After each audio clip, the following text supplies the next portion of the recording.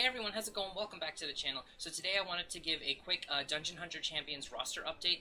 It's been a little bit of a while since I've kind of gone over my whole roster and just kind of shown what we've got. So I just wanted to take a few minutes and just kind of show you what the team is looking like and kind of just talk about our future plans for what champions we're planning on ranking up next. So let's get to it. So right now we only have 3 champions sitting at rank 6. They are Manus, Valor, and Ultimate Mai.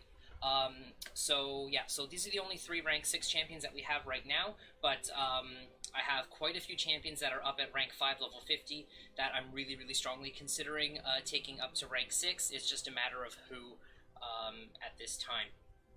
But in terms of looking at our top 3, so Manus, from his standpoint, I like his gear. I do need to level up some of the pieces a little bit more, as you can see, and I wouldn't mind getting at least a 5-star version of these bracers with accuracy main, maybe picking up an attack percentage secondary stat on there. But overall, I'm really happy with Manus's gear. If we go to his stats for a second here, we can see he's got an 85% accuracy rate and an attack of almost 1600, which is looking really good. Especially with the changes coming to ongoing damage, being able to stack his attack a little bit higher is going to be very beneficial for that champion. So if we can just, at this point, optimizing his gear is basically the only step forward for Manus. He's got the sets that I want, he's got pretty decent pieces, it's just getting really optimal pieces with, those perfect substats and all of that. But that'll just come with time. So let's move on to our next champion here, our Light Archangel. Now his gear is a little bit behind the progress that I've made on Manus. So mainly a couple of the pieces don't have the main stat that I want. Mainly the shoulders. And this is, I would prefer obviously to have HP percentage on these shoulders, not just a flat value. But I haven't been able to pick up a shoulder piece that has max HP percentage main stat, but I'm lucky here that this one has it as a substat, so I'm not losing out too much on it, but it would be much better if I was able to have it as a main stat, like on the gloves, and I would prefer to have bracers that have HP percentage main stat as well, just because his skills benefit from the higher his HP is, and I can just make up the accuracy on substats. But right now his accuracy is over the 60% threshold. He's sitting at 65% accuracy, and his max HP is right around the 50k mark. It's just a little over that, but I could probably push that closer to 60, at least 60, once I optimize some of his gear. So that's just another champion that we're working on optimizing gear. Now, in terms of Mai, I'm pretty happy with the majority of pieces that are on Mai right now, except for the shoulders. The shoulders currently have max HP percent as their main stat, and I was grinding the event so much in the last week that it was around, and I just unfortunately wasn't able to get a shoulder piece for a Mai set shoulder piece that has attack speed as the main stat, because her skills benefit from having higher attack speed. So bonus damage based on attack speed, we can see is on all 3 of her abilities there. So if I could get a shoulder piece that has attack speed, that would really help boost the damage on Mai. But her damage output is pretty good right now, even with not the most optimal gear.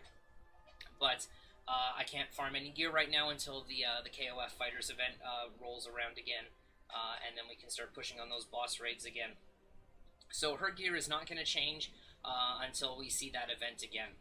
And then just going to go through the list of our rank 5 champions. I'm not going to go through their gear all in specifics, because some of them I have geared, some of them I just haven't got geared yet. So we have Monument, we have the Fire Monkey King and the Fire Snake Lady. I'm working on, the reason why I have the Fire Snake Lady up there right now, she doesn't have any gear. I'm not using her just yet, but she is going to be a crucial part of my Steel Widow 11 push, I believe. So I just want to have her up there. And we have the big level up event going on right now, so I figured it was just a perfect time to start working on some of my champions that I know I'm going to need for future content. And then for our water champions, we have Rona, the Water Crowhag, then we have Zircon, Yuko, And the reason why I have the Water Scion sitting there is because he is ready to go for the Diva Summon. I have 3 out of the 4 champions needed for the Diva. The only champion that I'm missing right now is the Water Naga, and I'm waiting until the big community summons coming up this Friday from the day I'm recording this video before I go forward with any ritual summons, because I need to know if I need to ritual summon a Naga to use for the Water Diva, or if I can just pull one on the summoning session this Friday. Then I don't need to worry about ritual summoning one and wasting, you know, time, materials, and all that stuff. So that's why the Water Scion is there. I'm not planning on using him for my team, but there is a buff coming to him for the upcoming Guild Wars, so who knows, the Scions might see a little bit of play in the near future. And then we have the Water Snake Lady. The Water Snake Lady is like a crucial champion on my Steel Widow 10 teams. Right now I'm sitting at around like 90 seconds or so a kill on Steel Widow, and just trying to push that as close to like sub 1 minute as I can, but she does amazing damage against Steel Widow. The Tiki Lady, she's ranked up for the same reason. She's going for a ritual summon. Then we have Rhoda, which I use on like so many of my teams. I would like to optimize her gear a little bit more than what it is right now, but you know, for the most part, she's not too bad. I definitely have champions that have worse gear, or their gear is a little bit less further along than Rhoda is right now. So so she's in an okay state. She does a lot of damage. She's a great support character. So she's a crucial part of most of my teams. Blitz, Elder Drake, things like that. This Snake Lady that I have, this Nature Snake Lady, is going to be used for the Fire Vampire Ritual Summon, but I do have another Snake Lady that I am working on leveling up for my actual team. So I'm set for Snake Ladies. And then we got the Nature Vampire.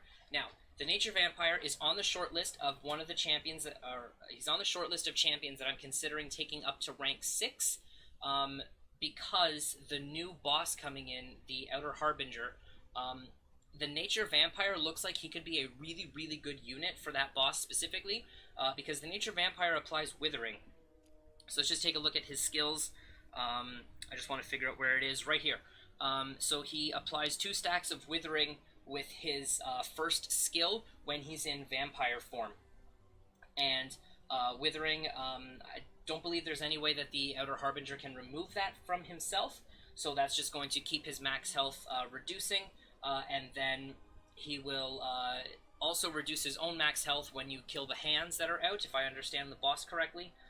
So using the Nature Vampire to also limit his max health, I believe is going to be really crucial. But I'm going to do some extensive testing with this Nature Vampire on the Outer Harbinger when that boss becomes available. So I'm really looking forward to having some fun with that. We have XENIA, who is almost essentially crucial for Steel Widow, stripping the shield off of him, or her, I guess. So yeah, I love my XENIA. She is, again, one of the units that's on the short list for going up to rank 6 next, as is Rhoda. I should have mentioned that earlier.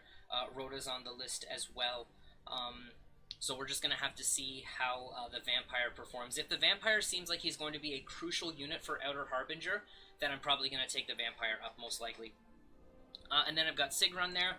Sigrun's gear is not the most optimal either right now, but, you know, it's just, she does a lot of damage like, for the gear that she has right now, so I'm not too upset about that. And then moving on to our Dark Champion, so we have the Dark Dryad, who, again, you've probably guessed is going to go towards the Diva, but I also have another Dark Dryad on my in my roster right here that I am going to be using for my actual team. And then we have the Dark Naga, who I really want to test him out in Blitz since he got buffed. Well, all the Nagas got buffed, so I really want to mess around with him in Blitz a little bit and see... and just see if he can help carry my team a little bit better than some of the champions that I use on there right now. But I just haven't gotten around to gearing him yet, so I don't want to take him into Blitz without the proper gear on him. And then we have the Dark Valkyrie. The Dark Valkyrie was one of the champions that I got very early on when I was playing this game, so I was taking her up to rank 5, but I haven't really done much with her since then. And then just some other champions that we've got up to rank 5 that I'm currently working on leveling up with the level up event that's going on right now.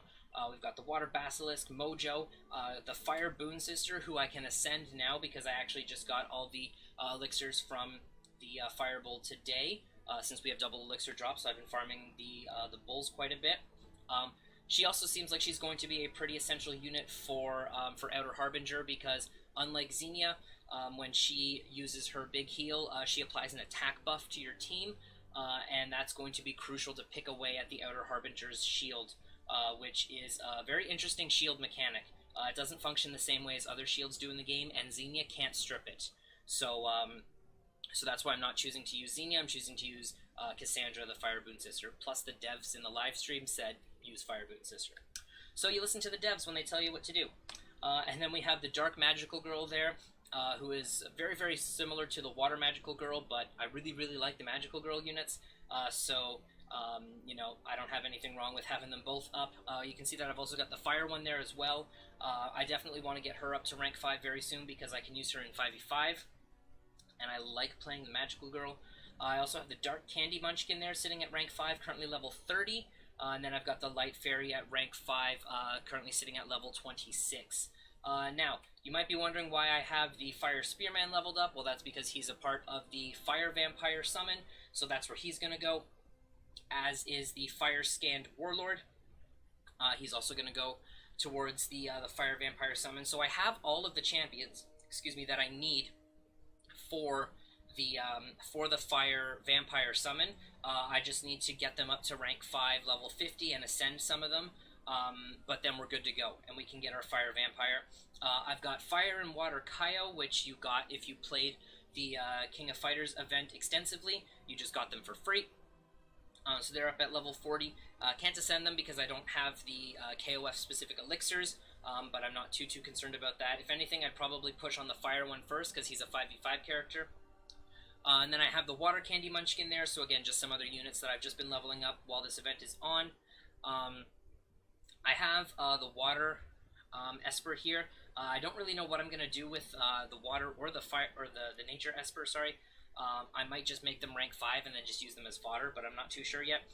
We've got the Water Technician, which again, if you've been playing the game over the past couple of weeks and you've been participating in the level up event, you essentially get her for free. You can get 5 shards for her every single day. So we got her summoned. I have another another Nature Tiki Warrior that I'm leveling up for my team, mainly to use as 5v5, but she is also getting a buff coming up for Guild Wars, so she might see a little bit more play there. The Nature Fairy, again, leveled up for the same reasons, also getting a buff come Guild Wars. And then just some other, miscellaneous champions. I have the Nature Timekeeper, just in case I, decide to mess around with him. I got the Light Knight from the video, like the free daily crate, like about a week and a bit ago. I got the Dark Bee as well from that, so I've just been messing around with them. Just more champions to level up for this event. And then just some more miscellaneous champions down in here. I have another Water Magical Girl, but I'm probably not going to worry about leveling her up. I might use her as rank up fodder for taking my my rank 4 Fire Magical Girl up, so that I can sneak in a skill up there as well. And then just a bunch of like 3-star fodder champions that are currently at level 30 just from leveling them up from the event. So I'll be able to promote a bunch of those to rank 4 after the big community opening this coming Friday. And then I'll have a lot of rank 4 champions to use as fodder to help get some rank 5s going.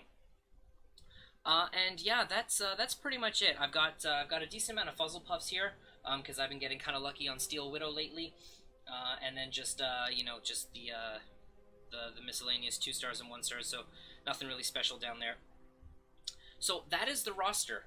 It's a little bit of a longer video than I expected, but before I wrap up the video, for all of you guys that have watched this right to the end, I want to give you a sneak peek at all the summons that I've got so far for this coming community summons on Friday. So let's hop into the discs.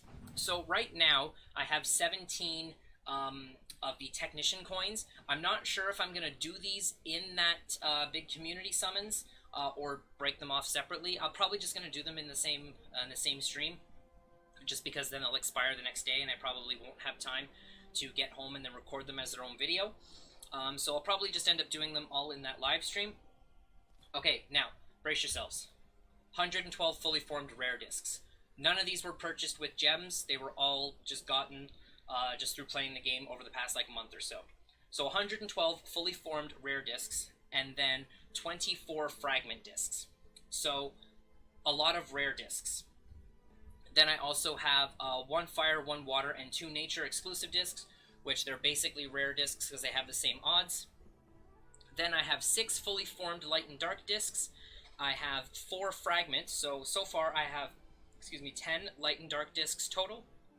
I have 1 legendary disc from fragments, and then I have 2 fully formed ones. Now the really cool thing about this community opening when it starts, the exact same time that we start the live stream, the day resets, and because it's on November 30th, the day after that is December 1st, that means the month resets as well. So, you know, a bunch of us partaking in the live stream will also be able to just like start running through like normal Blitz and just make as much progress in Blitz as we can, and then just get even more discs to add to that kind of like as the stream is going on, which I think is going to be super, super fun.